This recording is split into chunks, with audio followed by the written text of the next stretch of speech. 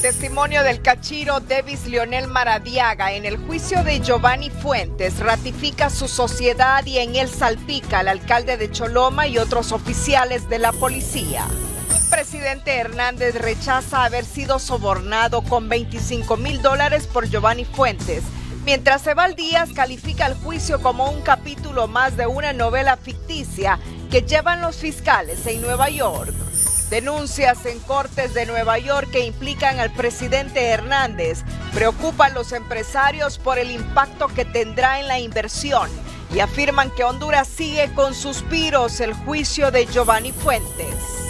Roberta Jacobson, coordinadora de la frontera sur de la Casa Blanca, anuncia que presidentes de Centroamérica, en especial del Triángulo Norte, no recibirán ni $1 de la ayuda de 4,000 millones destinados por Joe Biden para los próximos 4 años. En el tercer día del juicio en Nueva York en contra del capo hondureño Giovanni Fuentes, fue llamado a testificar el líder del desarticulado cártel de los cachiros, Devis Leonel Rivera Maradiaga, quien relató detalles de su relación con Fuentes, y entre sus revelaciones sale a relucir el alcalde de Choloma, Leopoldo Crivelli, quien aseguró les ayudó en el negocio e incluso les avisaba si había algo en contra de ellos. El juicio en Nueva York contra el supuesto narcotraficante hondureño Giovanni Fuentes Ramírez continuó este miércoles en su tercer día con el testimonio de Devis Leonel Rivera Maradiaga, uno de los exjefes de los cachiros, y con señalamientos directos hacia altos funcionarios del país por parte de fiscales de los Estados Unidos. Rivera Maradiaga, uno de los exlíderes del cártel de los cachiros, tomó el asiento de los testigos este miércoles en la Corte Federal del Distrito Sur de Nueva York para relatar su historia de violencia, tráfico de cocaína y lavado de dinero en Honduras. Tras ser llamado al estrado para testificar, el ex cachiro explicó que conoció a Giovanni Fuentes a través de Melvin Sanders, alias Metro, quien recibió ese apodo por sus vínculos con la Policía Metropolitana de Honduras, y admitió que quería trabajar con Fuentes porque él tenía los contactos de la policía, incluso del comisionado Martínez o CC3, quien supuestamente había ya trabajado para un narco. Sanders fue un dirigente deportivo que fue asesinado hace unos años en el país.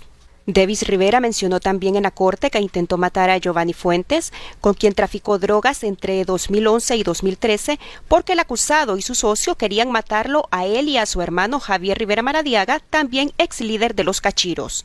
Según informes de periodistas que cubren el caso desde Nueva York, Devis Leonel Rivera declaró que cuando un trabajador de los cachiros fue arrestado haciendo vigilancia, Fuentes llamó al alcalde de Choloma, Leopoldo Crivelli, para que fuera liberado. Crivelli también le informó a Fuentes de una investigación en su contra por el narcolaboratorio. Asimismo, habló de 3 cargamentos de cocaína que fueron custodiados por Metro y Giovanni Fuentes Ramírez. El tercero fue recibido en una pista clandestina cerca de Puerto Cortés y controlado por Fuentes. El ex jefe del cartel de drogas hondureño, después de entrar en cooperación con la DEA, admitió 78 asesinatos y 15 intentos de asesinato. Actualmente se encuentra en prisión, enfrentándose a una sentencia de cadena perpetua en los Estados Unidos. Además de Devis Leonel Rivera, este miércoles testificó un segundo agente de la DEA, quien fue presentado como un experto de las rutas del narcotráfico. También volvieron a interrogar al agente Brian Fairbanks para conocer más detalles sobre las fotografías, videos y contactos encontrados en el móvil de Giovanni Fuentes y el iCloud de uno de los hijos del acusado. Aparte del listado de contactos de interés con altos funcionarios hondureños que Fuentes Ramírez tenía en su celular, los fiscales presentaron fotografías y videos de las redes sociales de Giovanni Fuentes Gutiérrez, uno de los hijos del acusado, quien posteaba mensajes que podrían interpretarse como amenazas para cualquiera que hablara con las autoridades. La noticia del día fue presentada por Claro que estamos listos para el 2021 con Claro Hogar, que te ofrece internet de 30 megas y mucho más.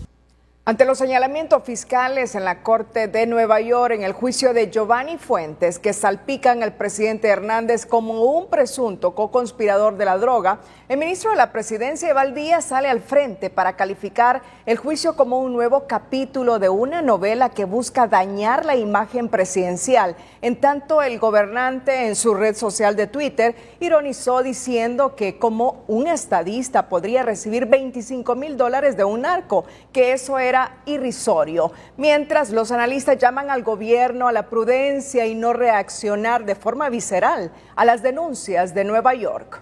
Sus representantes diplomáticos. Este miércoles en el programa Frente a Frente, el secretario de la Presidencia, Eval Díaz, exigió a las autoridades de los Estados Unidos aclaren los mensajes en contra del presidente Juan Orlando Hernández, porque en privado manejan otro discurso.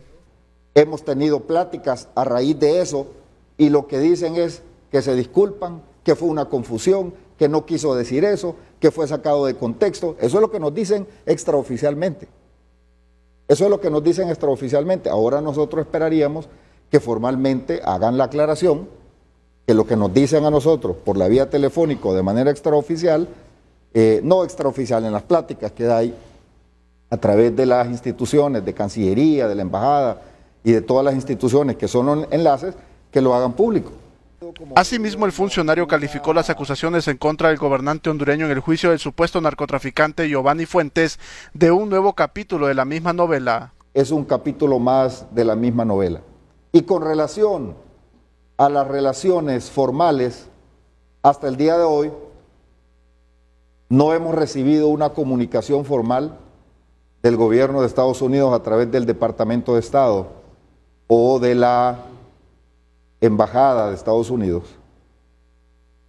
Lo que tenemos es una declaración ambigua de un funcionario que no dice nada al final. Dice que en sentido genérico y no se refiere específicamente al presidente Hernández o Honduras, sino que lo hace de manera ambigua. El profesional del derecho Ramón Barrios le respondió a Díaz que ya no se trata de una novela porque hay claramente una acusación directa de los fiscales estadounidenses en contra del mandatario y una presentación de cargos en el juicio con una referencia como co-conspirador. A mí me parece que lo que está pasando en los Estados Unidos es real, no es una novela. La conspiración es una especie de complicidad que tenemos en nuestro Código Penal. Así que me parece que esto cambia totalmente, digamos, la relación que venía teniendo en la Fiscalía del Condado Sur de los Estados Unidos, porque desde mi perspectiva nunca había habido una acusación directa, pero en esta posición y en esta presentación de cargo sí lo hubo. Si tomamos ese discurso de que esto es una novela, pero hay que tener mucho cuidado quiénes han sido los actores de la novela. Y sobre todo, dentro de esos actores está el hermano del actual presidente del Poder Ejecutivo, que ha sido condenado en una corte de Estados Unidos. Entonces, tratar de venderle a los hondureños que esta es una novela y que este es un marcomontaje judicial es sumamente delicado. Y creo que por ahí viene el malestar de muchos congresistas de Estados Unidos. Este analista es del criterio que la posición que ha adoptado los Estados Unidos es incorrecta y lo interpreta como una disputa de política exterior entre demócratas y republicanos. Porque por un lado está diciendo unas cosas, pero por otro lado está diciendo otras. Tiene que definirse en ese sentido. Y si lo que estamos viendo y somos objetos es una disputa de política exterior de los demócratas contra la política exterior que tenían antes los republicanos, nosotros estamos viendo un balón de juego. Tiene que definirse en ese sentido. En tanto, para este sociólogo, la posición confrontativa que ha adoptado el gobierno hondureño es delicada y explica que ha hecho una mala lectura de la situación. Y ese es un tema muy delicado.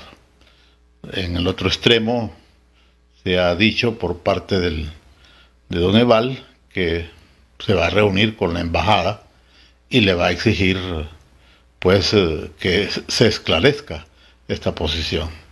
Me parece que se está hablando en un lenguaje altisonante y confrontativo, que aún cuando se tratara de manifestar una cierta independencia con respecto a la nación del norte, me parece que no es el lenguaje apropiado, el lenguaje diplomático que se debe usar en estos temas.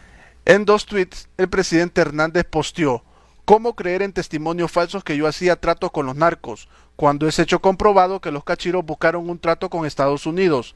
Por lo imposible de los criminales de hacer un trato conmigo, van a morir en una cárcel extranjera. Si no le funciona la llave mágica, aseveró. En un segundo tuit reitera que los testimonios falsos de los narcos son mentiras obvias. Los narcos dan su palabra jurada que por $25,000 los narcos compraron la impunidad total, pero a 10 días de mi elección, los cachiros decidieron abandonar su imperio de $1.000 millones y negociar su rendición a Estados Unidos.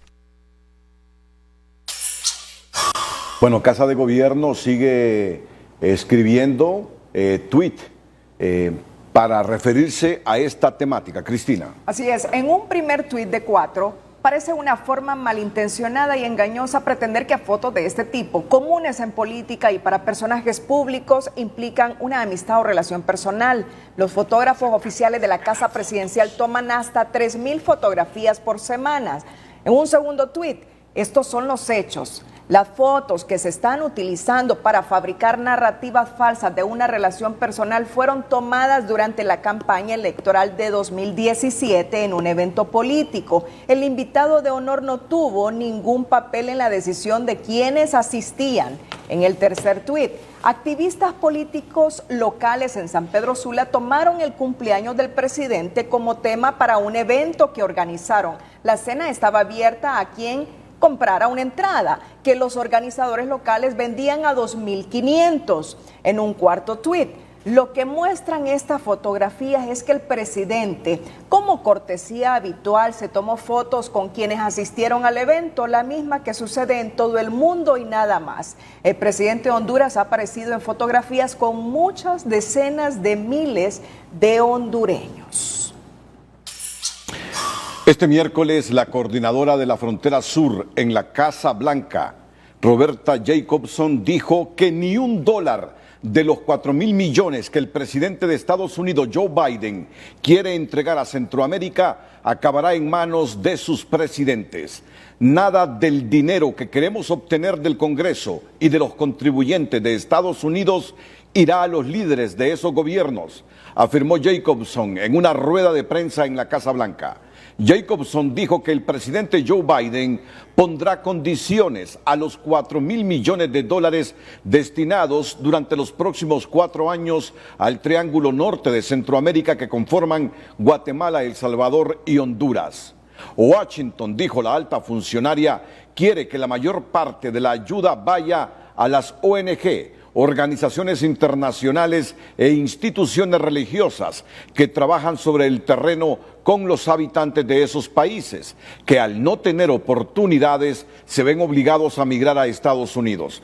El anuncio de Washington coincide con las acusaciones de narcotráfico contra el presidente hondureño Juan Orlando Hernández, que han salido a la luz durante un juicio en Nueva York contra un supuesto narcotraficante, con quien el mandatario hondureño cooperó durante años. Según los fiscales, asimismo, con la advertencia hecha este martes por el portavoz de la Casa Blanca en el sentido que Washington no colaborará con el presidente hondureño por la corrupción.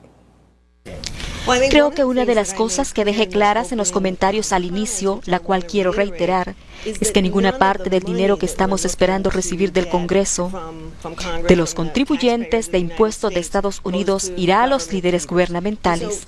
Así que no pienso que eso signifique que los presidentes no son importantes en esos países, pero sí pienso que es importante entender que trabajaremos con la sociedad civil, con organizaciones internacionales y ONGs internacionales allá.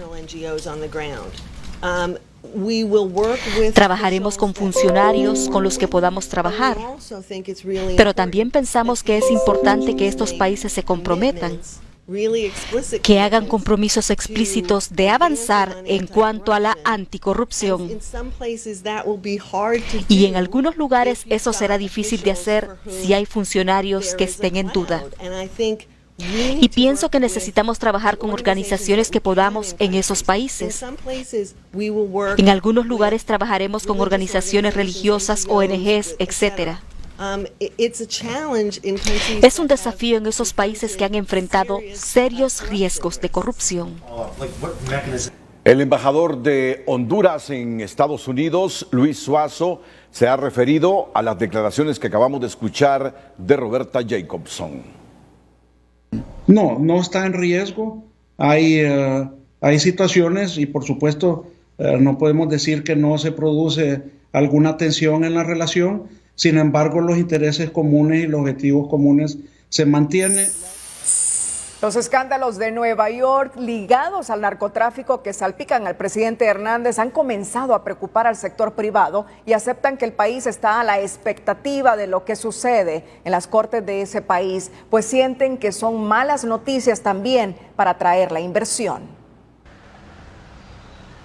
Una razonable preocupación ha surgido entre los empresarios por los últimos acontecimientos que vienen con vientos desde los Estados Unidos. El hecho de que nombren al presidente en un proceso judicial es una noticia negativa que pone al país en desventaja para la inversión extranjera, la cual se contrae entre cualquier crisis que se presente, señalan las autoridades del COED. Mire, todo lo que sean noticias negativas de Honduras en el mundo perjudica la economía y la inversión nacional. Explican que todo el país está a la expectativa de lo que pueda ocurrir en la Corte de los Estados Unidos y el sector empresarial no está exento de ello. El capital es cobarde y siempre va a buscar las naciones a donde no haya incertidumbre, sino que les garanticen su inversión. Todos estamos a la expectativa que resulta del proceso en Estados Unidos, ¿no? Siempre he dicho, todos lo sabemos, los capitales son cobardes, miran y entran e invierten en los lugares que tienen menos conflicto, tienen mayor apertura, menos impuestos, y Honduras desgraciadamente no es uno de los lugares ideales para inversión. Impactan en que probablemente la inversión, sobre todo extranjera, no va a venir a un país en las cuales sus líderes están siendo cuestionados.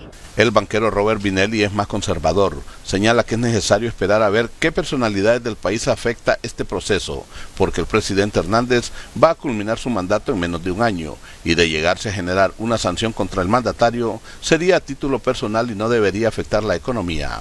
Es un impacto entre el juzgado de los Estados Unidos haciendo acusaciones contra el presidente. Entonces la economía de Honduras no va a ser afectada por ese problema. Es un problema serio, pero al mismo tiempo es un problema muy personal.